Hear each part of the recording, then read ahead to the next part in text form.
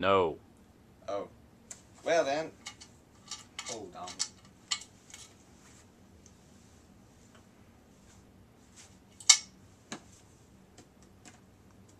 Yes, you dimwit. Ah, okay then. Thank you, Frankie. Now, Peter. Last time we ended off, you wanted to state your revenge, correct? That's right, Doctor. Alright. Now, I think I'd like to review your crimes with you. Is that alright if I do that? Perfectly Now, fine. February 8th, 1929, you molested and murdered an 8-year-old girl. What do you remember about that? The name's a little fuzzy. It's Christine Klein, if I'm mistaken. Yes, Miss Klein. Not mistaken.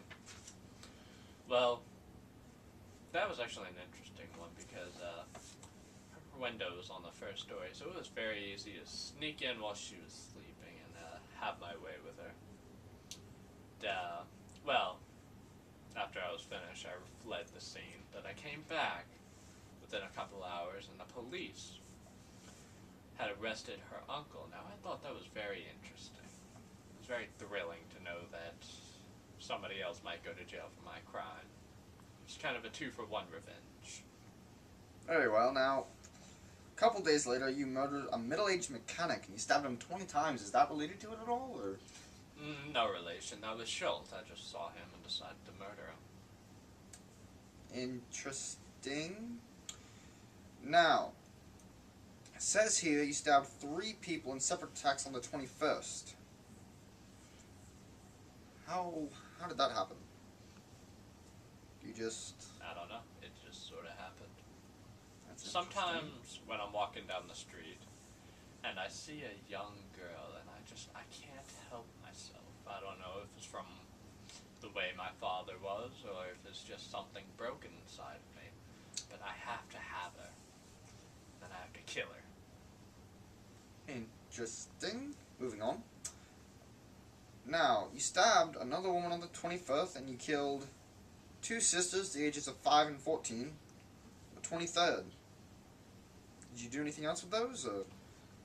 The sisters, I lured them into the woods. I can't even remember how. It was too easy. I lured one in, and then lured the other in by saying that she got hurt. Do you know the names of those 2? It says here in our database, Rosa Aaliyah Shear, and the 14-year-old was Louise Lenzen.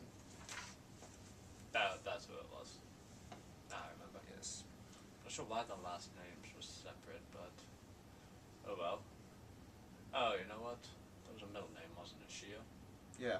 That was, so. Okay, that makes sense now. Alright. Let's see. On November 7th, you killed a 5-year-old girl by strangling her and stabbing her 36 times with scissors. Scissors. That was all I had at Scissors. the moment. All I had at hand, decided to go with what I had. Alright, now, why did you send a map to the local newspaper disclosing the location of her grave? Satisfaction. How so? Well, it was interesting to see the police and to see the reaction that the newspaper. I'm not crazy. Coming from the loom. Everybody sees me as crazy, but does anybody really see themselves as insane, even though society does? Well, alright then. But, I just wanted to see how the police and the newspapers and just society in general would react. It was very, very gratifying. Alright. Now, I think that will be all for today, Peter. Thank you for your cooperation.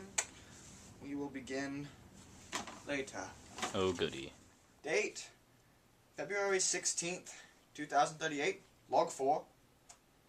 Now, Peter, what do you remember about Maria Budlik? My downfall.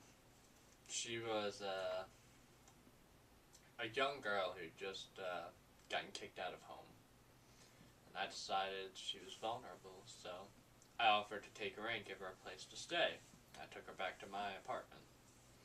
When we got there, I tried to have my way with her, but she wouldn't let me. So, I agreed to find her somewhere else to stay. I took her to the train station, but along the way we passed by some woods, and I took her in there and raped her. And she didn't really resist at all, so I decided to let her live, and that was my biggest mistake. She never went to the police, she was too afraid to. But she wrote a letter to a dear friend, but the letter was delivered to the wrong house. Our postal system was terrible. Well, the recipient of the letter took it to the police, and the police convinced Maria to rat me out. Now, because she was too afraid to tell them who I was while I was going up the stairs to my apartment, I was able to make my escape out of a window.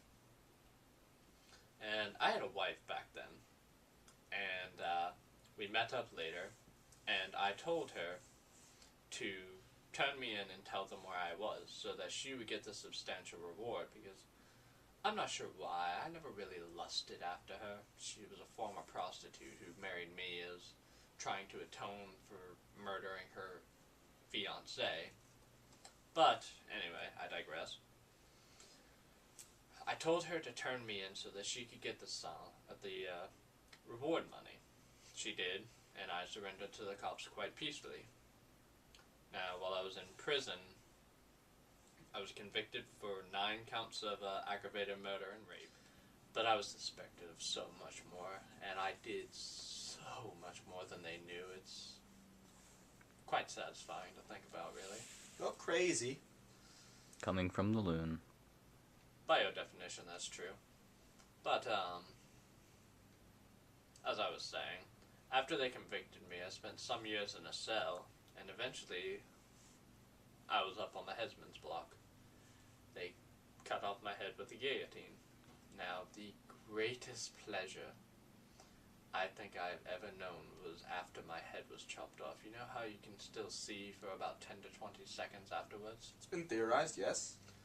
Well, it's true, because I could see my blood spilling all over the place. And it was amazing. It was the greatest feeling. Now, it's even been recorded that I was quoted to a psychiatrist that studied me before I was beheaded. See, you've been reading our documents. Yes. Would you like to continue read the quotation? This is creepy. Tell me, after my head has been chopped off, will I still be able to hear, at least for a moment, the sound of my own blood gushing from the stump of my neck? That would be the pleasure to end all pleasures. And it was, although I couldn't hear it, per se. Mostly see it. I believe that will end our interviews, Peter, and that's, I believe, the end of your killing. Anything to add, Frankie? Yes, Frankie. I give up. My name is Stein. Why didn't you tell me that till now? Please add him to the list. Thank you, Frankie. This is the psychological analysis of Peter Kurten. Peter Kurten shows narcissistic, antisocials, and psychopathic tendencies. His narcissism is displayed by the perfection he sought to display to the rest of the world, and the fact that just because he was mistreated in prison, he chose to punish the rest of society by killing multiple people. His antisocial personality is displayed by the fact that he felt no remorse in any of his killings, and even had a tendency to relish the memory. His psychopathic tendencies are indicated by his ability to easily seduce any woman, lure her to where he wants her, and rape her with no remorse. On the serial killer triad, while Peter Kurten did not wet the bed or perform any arson, he did assault and rape small animals.